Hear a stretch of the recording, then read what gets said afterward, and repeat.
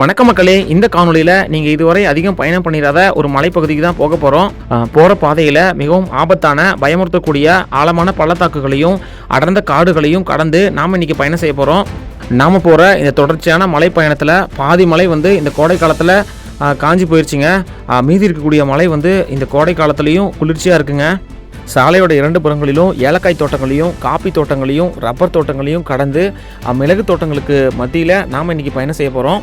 மா, பலா, வாழை, அவகடோ, ஆரஞ்சு, பேரிக்காய் போன்ற பல வகைகளுக்கு புகழ்பெற்ற மலைப்பகுதிங்க. இந்த மலைப்பகுதியை நம்ம இயற்கையோட சொர்க்கனே சொல்லலாம். யானைகள், காட்டெருமைகள், காட்டுப்பன்றிகள் வாழ்கின்ற இந்த மலைப்பகுதிக்கு எப்படி போகணுங்கிற தகவல்களை இந்த காணொலியில் நான் பார்க்கலாம்.